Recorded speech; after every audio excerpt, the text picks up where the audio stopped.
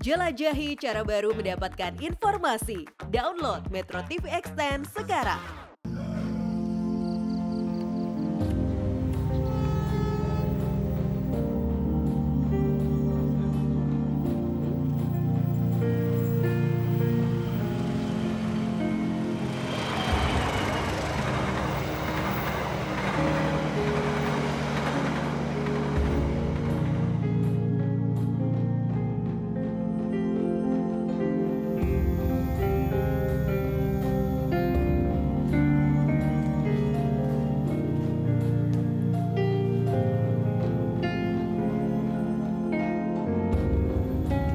Seniman-seniman saya yang ada di Jogja, jangan ada yang dibunuh.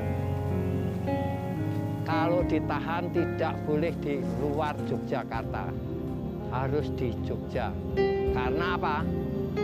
Membuat satu seniman itu lebih mudah membuat 100 insinyur. Semua selamatkan, jangan ada yang dibunuh. Itu perintah Bung Karno sama Komandan CPM Yogyakarta, namanya Musuh Bagio. Letkol ya waktu itu.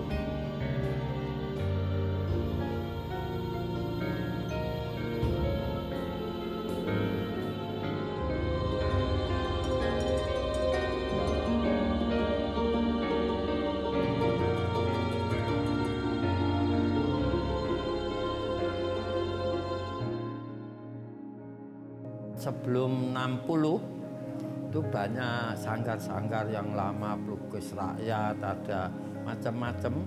Sanggar Bumi Tarung 561. Kenapa berdirinya Sanggar Bumi Tarung? Karena perjuangan rakyat itu mulai menggebu melawan tuan tanah, melawan setan sisa, melawan imperialis itu mulai tahun-tahun itu. Maka sanggar-sanggar sebelumnya betul-betul sangat tidak ingat perjuangan bangsa kita ini.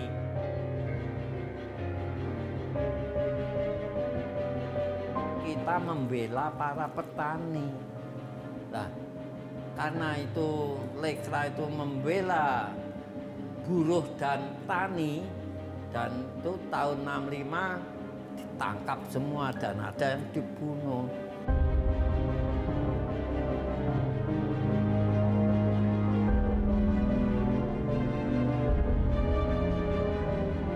Ya saya mengalami ditangkap juga tahun 65 akhir, 8 November itu saya sudah ketangkap. Jadi berapa bulan kemudian itu sudah ditangkap, masuk di penjara, masuk di rumah tahanan.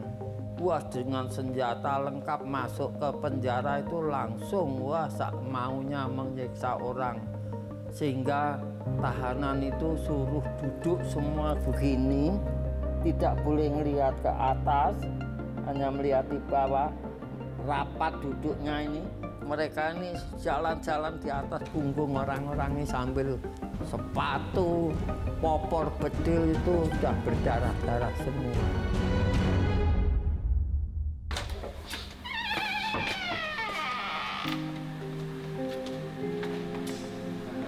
Nek kejungkel ondo iki aku iki. Ngisor iki mbiding lho ngisor iki. Ya itu banyak yang hilang ya. Pertama sanggar itu juga dirusak orang, didemo orang. Yang menyimpan lukisan saya mungkin juga nggak berani menyimpan lukisan saya. Joko Pekik menyimpan itu nggak berani. Jadi yang ada di tangan saya ini hanya tinggal 2 itu. Yang kecil itu tahun 60 itu judulnya Anak SD, Gadis SD ya. Nah, ini tuan tanah kawin muda. Kawin muda itu karena anaknya petani itu yang cantik itu diambil istri sama tuan tanah, meskipun sudah kakek-kakek seperti saya. Tapi kan punya uang banyak. Itulah.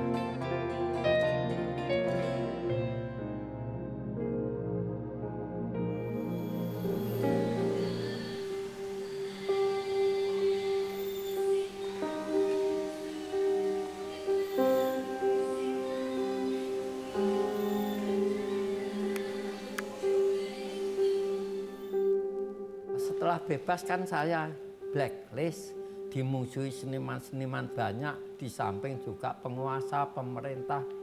Saya ada undangan ke Amerika, untuk pameran ke Amerika itu diundang ke sana juga nggak boleh.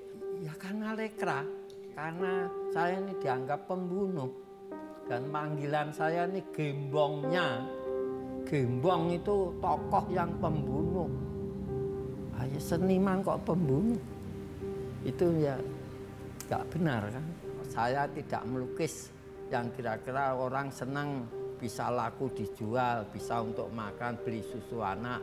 Saya nggak mau melukis untuk bisa dijual, untuk bisa orang senang atau pesanan. Saya tidak mau. Salah satu lukisan mahakarya yang dibuat Joko Pekik berjudul Berburu Celeng.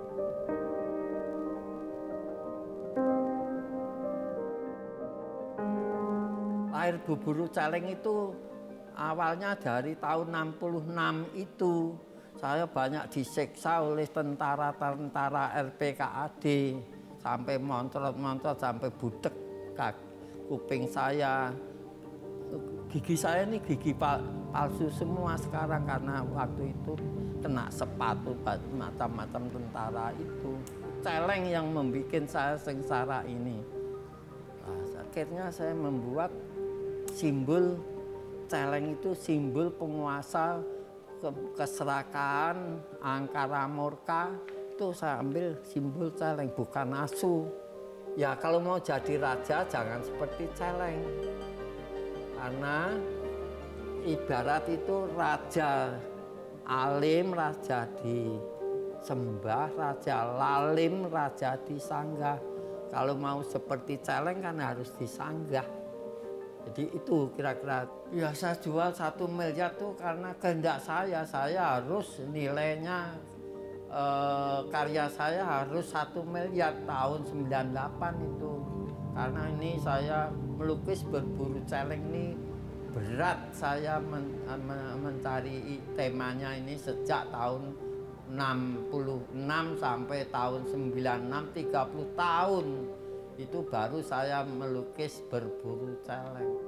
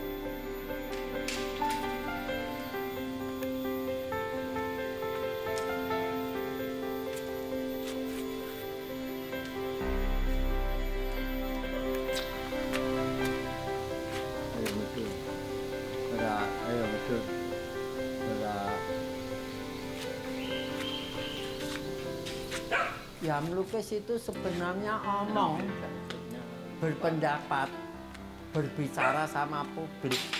Cuma tidak pakai mulut ngomongnya. Ngomongnya pakai lukisan, jadi bahasa untuk komunikasi sama publik. Jadi isi hati saya mau saya komunikasikan sama publik melalui seni lukis saya ini.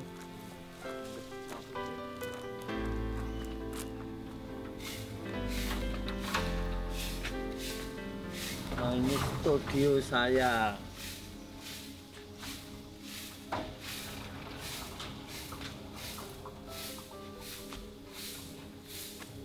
Iya, di sini berburu celeng, lukisan Gotohel krokodil juga di sini, lukisan sirkus September 65 juga di sini. Sekarang lukisannya ada di dalam sana. Proses, ya rata-rata 2 minggu atau 10 hari.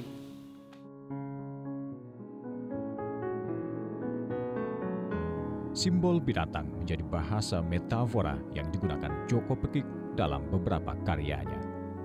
Alam imajinasinya sengaja dibiarkan liar untuk melukiskan perilaku binatang pada diri manusia. Setelah 65 memakai simbol-simbol demi keamanan.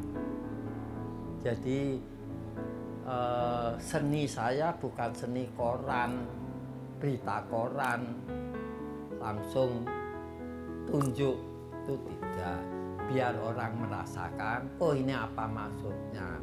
Ya karena binatang itu bentuknya mungkin mudah diolah menjadi artistik, tapi kena kelakuan binatang itu. Misalnya kebuasannya, keserakahannya, itu kena untuk contoh manusia yang serakah. Simbol celeng kembali Pekik lukiskan saat menyindir kelakuan para pejabat yang rakus dengan dana proyek IKTP. Nah ini lukisan terbaru saya. Ini penjara celeng. Apa artinya? Sekarang ini harus tegakkan hukum. Kita rasakan berita-berita di koran maupun televisi, pemakan dana EKTP itu dibagi-bagi ratusan orang. Itu harus tegakkan hukum, di penjara seperti celeng. Ini celeng yang di penjara adalah celeng betina karena punya susu ya. Kenapa betina? Karena nih kalau betina bisa beranak cucu banyak sekali. Artinya apa? Lengji, lengbek, celeng siji, celeng kabeh.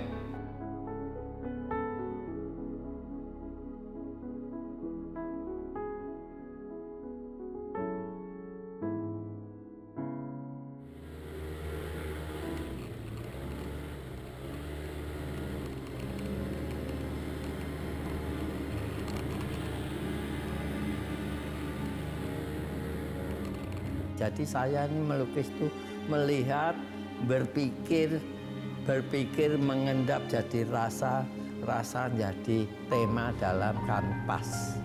Itu cara saya. Makanya saya harus melihat semua, harus keluar, harus bergaul, harus menyerap kemana-mana, saya serap semua. Sejak seminggu yang lalu itu pembukaan pameran setiap harinya itu double. Itu menggalakkan ya, cinta budaya. Menggalakkan. Jadi Jogja itu adalah mercusuar seni rupa Indonesia. Soho sampai keluar. Itu Yogyakarta. Apa Joko? Kawan ibu mawon. Nah, pun.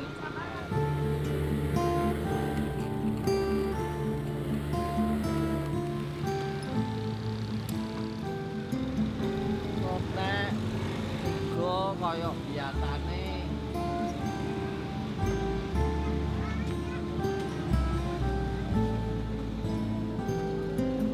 ya harusnya pakai tongkat malu. Kalau naik motor itu dilarang, tapi ya saya nekat biasa. Naik sepeda ya dilarang, tapi masih kuat ya selalu saya pakai sepeda. Tentunya untuk mengambil semua apa yang terjadi di masyarakat, karena tema saya tema manusia, kejadian manusia, hingga di sini mata melihat banyak mata melihat seperti Anda di nyunting sebanyak-banyak nanti diseleksi sampai rumah diseleksi kan, diendapkan, akhirnya jadi suatu karya. Berkarya itu melihat, memikir, pikiran turun ke hati, hati jadi suatu perasaan, perasaan jadi tema lukisan. Makanya gini-gini juga tidak sembarangan, saya juga melihat kehidupan. Karena melihat kehidupan itu kami tinggal bersikap bagaimana menghadapi kehidupan ini.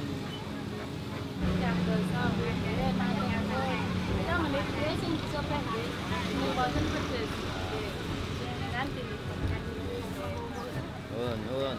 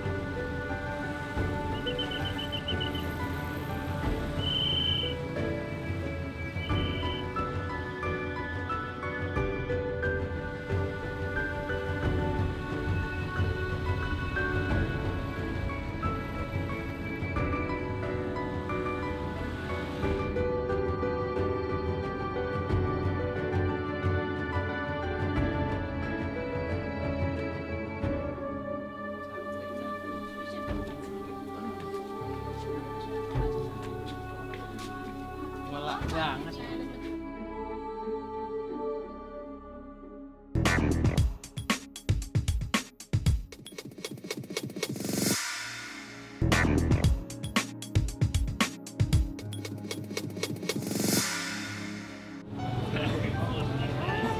Halo, Sudi. Mari kita masuk. Lalu sudah keluar. Iya.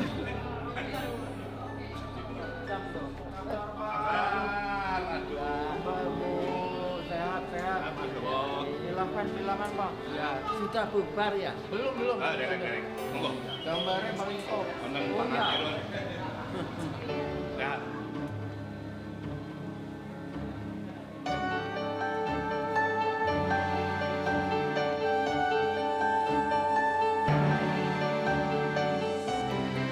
Nilai karya seni adalah kreativitas yang hebat itu. Kalau biasa-biasa untuk apa itu? Kerjaan tukang saja. Nggak ada artinya, ya bukan karya seni itu. Yang namanya karya itu membuat pikiran orang lain, mempengaruhi orang lain. Itu karya.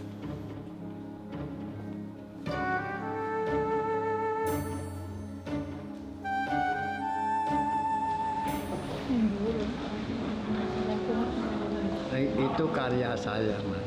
Yang disendirikan ini karya saya. Dan itu iringan dari gamelan keraton si Sultan 9. 5 bulan. Pameran ini 5 bulan. Ya, bikinnya lukisan berapa lama? Oh, bikinnya 1 malam. Wow, cepat sekali. Ya, cepat. 1 malam itu kebetulan mendengarkan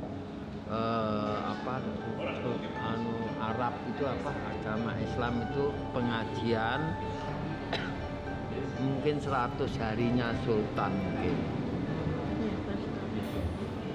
100 hari meninggalnya Sultan itu pas malam itu dengarkan tahlilan 100 harinya Sultan, saya mendengarkan radio sambil gambar malam itu dari jam 8 jam 12 selesai 4 jam ya.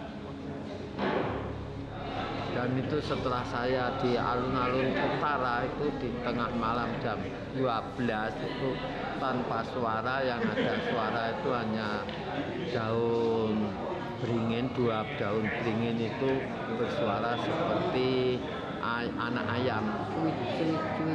Jadi saya merinding sekali. Duduk burung, 1 daun beringin. Iya, cuit kamu.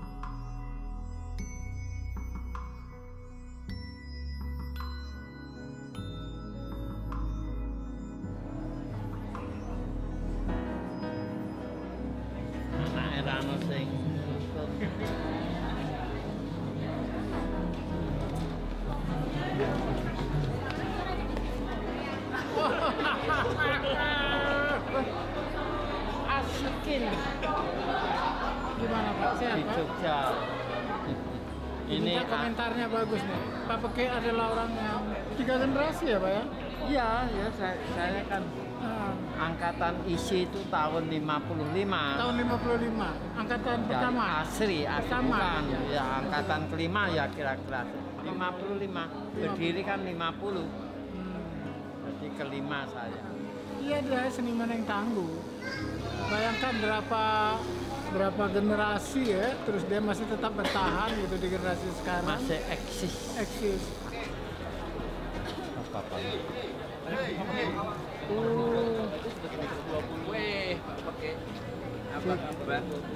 Jadi sudah pasti tanggal 21. Pak, delok setan Jawa ya, tanggal 21. Oh ya, Ya, setan Jawa. Heeh, bengi ya.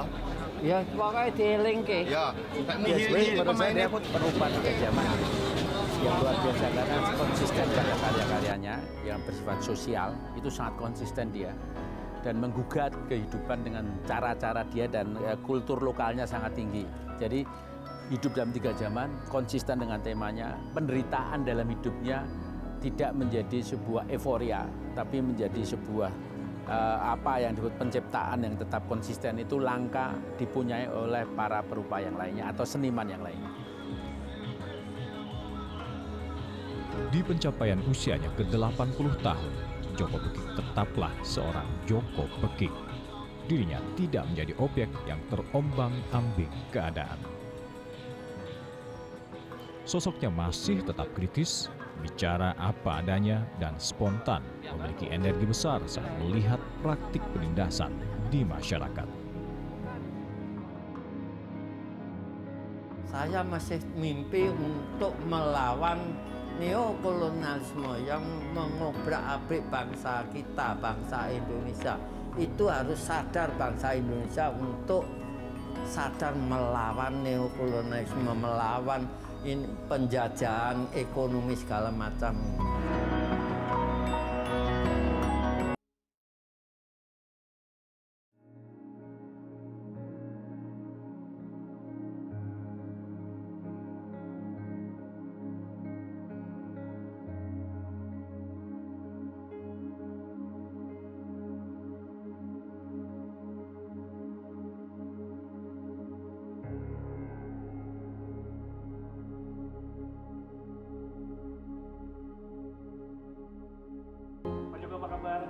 Baik-baik, sehat, bisa jalan, ya. Usia sekarang berapa? Sudah 84 tahun.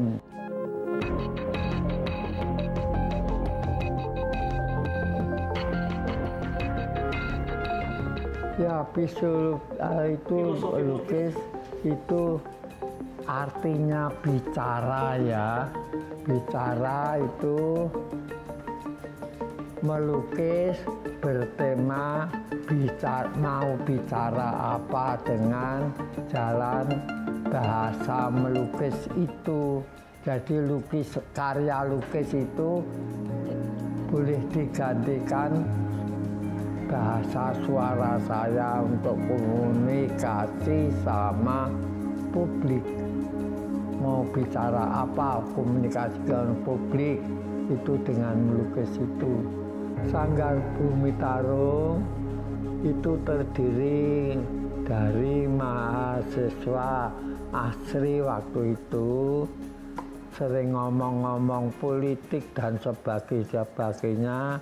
Akhirnya apa maunya seni lukis ini, gunanya apa, gitulah.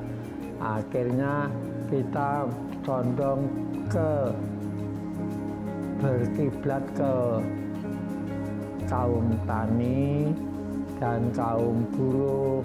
Jadi setiap saat kita rame-rame turun ke bawah, ke petani sama ke kaum buruh untuk tahu sekali apa penderitaannya, apa tema-tema yang bisa kami dapat saat kami olah dalam seni lukis. Itu selalu dibicarakan setiap saat. Karena kami itu kebanyakan condong ke petani dan buruh, maka dari Partai PKI saat itu condong untuk bergabung dalam Partai PKI, diangkat jadi Lekra. Lekra itu Lembaga Kebudayaan Rakyat, sehingga waktu itu Bung Karno, presiden pertama, itu menganjurkan tiap partai punya lembaga kebudayaan. Nah, lembaga kebudayaan PKI cocok ke organisasi Lekra ini.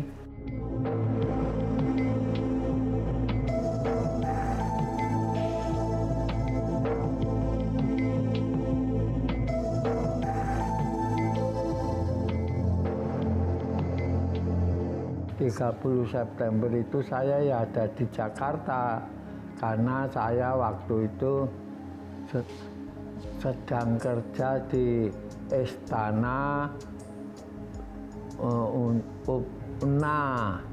UPNA itu urusan penerimaan kepala-kepala negara asing tentang dekorasi kota Jakarta. Itu saya kerja di situ. Saya ya nggak tahu, tahu-tahu radio pagi ada berita, kok aneh gitu, baru kaget pagi. Ya karena tempat saya itu dijaga tentara dan kami juga langsung keluar, sebelumnya sembunyi-sembunyi akan digrebek, gitulah kira-kira. Akhirnya tertangkap di Jogja dan diperiksa polisi Jogja. Saya dikatakan pelarian dari Jakarta. Dituduh sebagai pembunuhan para jenderal-jenderal itu, ya terlalu jauh kan. Saya membantah begitu, saya tidak tahu menahu. Lantas ya tidak peduli hasil periksa itu, pokoknya dapat ditangkap, ditahan selama 7 tahun. Waktu ditahan di sana itu campnya itu baru jadi di Beteng Perejebrek, Yogyakarta, itu dikelilingi kawat berduri, pakai setrum listrik dan sebagainya untuk nahan orang yang ribuan orang itu, laki dan perempuan ya cuma terpisah saja. Itu dikirim, makan dan minumnya itu cuma grontol atau butir-butir jagung direbus sampai lunak. Itu makannya itu 1 gelas tengah hari, 1 gelas lagi sore. Hanya itu tiap hari, tanpa lauk, tanpa garam. Hanya yang meninggal karena sakit, kelaparan, dan juga ya tidak tahan di dalam tahanan itu, menderita, tidak tahu keluar apa-apa, di luar kayak apa, tidak tahu. Jadi menderita batin juga, banyak yang meninggal. Sampai sehari itu kadang-kadang 5 orang meninggal. Ya bebas itu setelah 7 tahun itu, karena diperiksa lagi memang ya betul-betul seperti jawaban saya semula, tidak bersinggungan, itu terlalu jauh, itulah. Ya waktu itu bulan Desember tahun 66 itu Bung Karno datang di Magelang untuk mewisuda tamatan AMN Magelang. Penguasa perang Jogja dipanggil untuk diberi perintah Bung Karno langsung. Perintahnya seniman-seniman Jogja jangan ada yang dibunuh. Kalau ditahan jangan sampai keluar Jogja. Sebab membuat satu seniman lebih sulit membuat 100 insinyur. Jadi mungkin sangat sulit adanya seniman itu mungkin ya.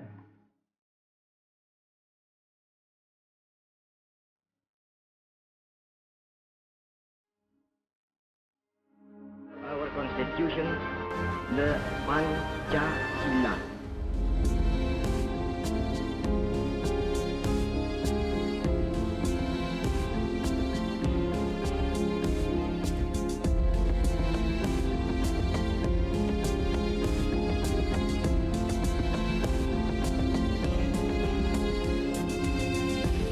Ya, satu rumah itu kebetulan tidak makan, tidak punya duit. Pada saya penjahit itu di jalan raya, jalan besar. Jadi orang jualan makanan ya gorengan, ada gudeg itu ya banyak yang jual, ya ada beberapa orang yang bisa makan, membeli, dibawa pulang segala macam. Kami hanya nonton saja, tidak bisa makan tapi bisa nonton orang makan. Ya saya karena susah makan itu dibantu dari gereja karena istri saya itu Katolik, ya dikasih beras, bukan beras, dikasih bulgur. Kalau tidak bulgur ya habermut, itulah untuk saya makan. Dan bulgur itu pun karena lamanya di gudang mungkin sampai tumbuh ulat kecil-kecil itu. Ya karena waktu itu listrik sudah ada, tapi hanya 5 watt satu rumah, padahal voltasenya tidak seperti sekarang, cuma 90. Jadi meleret betul. Liwet jadi gelap-gelap, makan pun agak gelap. Nah itu ulat yang di beras, bulgur sama alpemut itu ya ikut diliwet. Makan saja nggak apa-apa.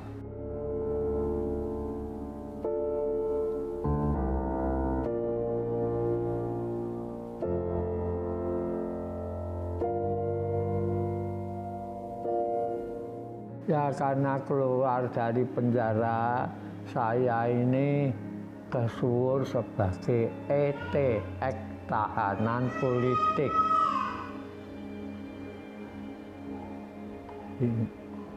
Sehingga tetangga-tetangga itu sama saya itu ya dulu itu takut terlibat kalau dekat orang bekas tahanan.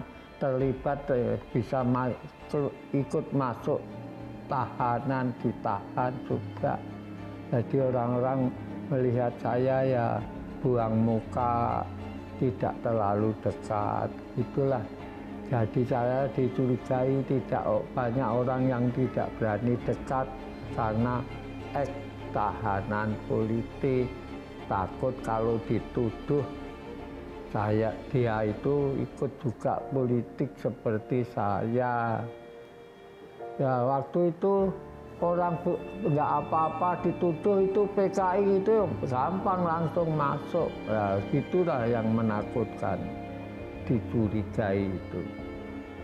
Enggak, saya jaga malam pun jaga malam itu ronda itu pun tidak boleh. Orang punya gawe mantu misalnya ngundang saya ya nggak berani. Orang tetangga saya genduren ya saya nggak diundang. Ya karena takut gitu kok kelihatannya terlalu dekat sama Tapol. Itu berarti dia juga PKI gitulah, jadi nggak berani dekat.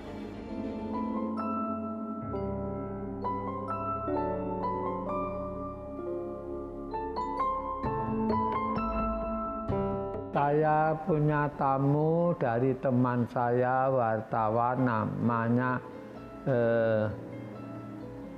lupa namanya, dari keluaran dari tahanan Pulau Buru, namanya Amarjan.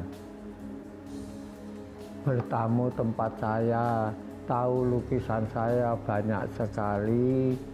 Wartawan teman saya yang mendatangi saya itu ngomong, Joko Pekik kan pelukis, masa tidak bisa melukis yang bisa laku dijual, tidak bertema kerakyatan begitu. Duitnya kalau bisa jual lukisan kan lebih banyak ketimbang jahit. Saya waktu itu marah karena saya melukis kan harus kerakyatan, masa saya melukis harus yang enak-enak, bisa dijual, bisa dimakan. Lantas saya jawab, merah kuping saya mendengar kayak gitu. Saya jawab, Bung, tahu saya ini pelukis. Ibarat saya pelukis itu sudah kuda balap, harus dipelihara secara kuda balap untuk bisa bertempur setiap saat sampai mati pun. Kalau kuda balap ya jangan untuk ngandong tiap hari, harus kuda balap itu dipelihara secara kuda balap. Kalau untuk ngandong bisa rusak larinya, itu karena duit, rusak larinya kuda. Itulah.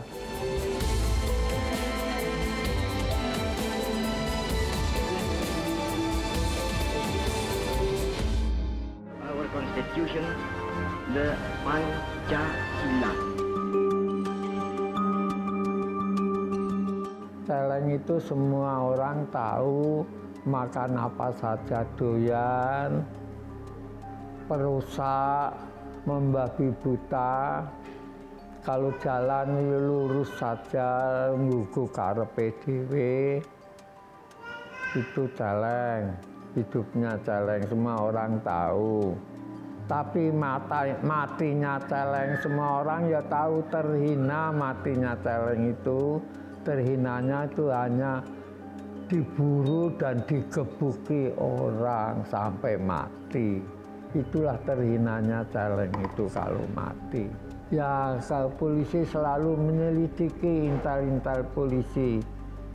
Ya, pengakuan saya sama istri saya kalau ditanya intel-intel polisi itu, ya Joko Pekik itu hanya menggambar orang berburu celeng karena rumah saya di desa, di kampung, di desa sekali itu, di pinggir hutan jati, banyak celengnya dan banyak orang berburu. Kalau dapat buruan celeng itu ya dipikul seperti itu. Saya tiap pagi melihat itu, itulah yang saya gambar. Terserah orang lain mengartikan. Laku 1 miliar oleh kolektor Jogja sendiri. Waktu itu 3 orang yang mau beli, orang Singapura sama orang Jerman. Sama-sama juga harganya, tapi saya pilih orang Jogja, masih bisa melihat sendiri di Jogja. Itulah. Ya itu memang sumpah saya kalau melukis begini tidak boleh harga yang ratusan juta saja, harus 1 miliar, seperak pun tidak boleh kurang. Akhirnya terjual 1 miliar untuk orang Jogja sendiri, orangnya dari Merota kerja.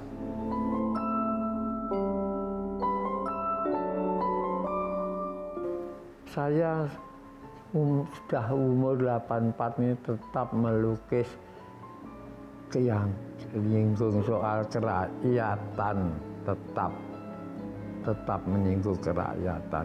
Selama pandemi, hampir 2 tahun tuh saya melukis pandemi itu. Keadaan pandemi, orang susah semua, orang takut semua. Saya nggak keluar rumah, saya hanya di rumah sambil melukis.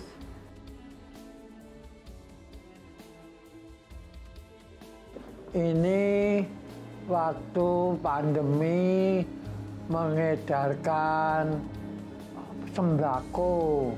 Kan inilah senang saya, maka saya gambar rakyat Indonesia sengsara pandemi, ya masih sadar, ada yang punya, membagi sembako kepada teman-teman yang kurang. Karena pandemi COVID-19 itu kan kurang, orang banyak nggak kerja, nggak punya duit, kelaparan seperti saya dulu. Kalau saya gambar tuh sering cepat ya, saya gini tuh 1 hari selesai. Ini dijual? Ya semua saya jual lah, saya untuk makan saya. Berapa kok ini, Pak? Ya kalau ini harganya ya melihat ya, 1 lukisan. Kalau ini ya murah di bangsanya, 400-500 saja. Juta ya.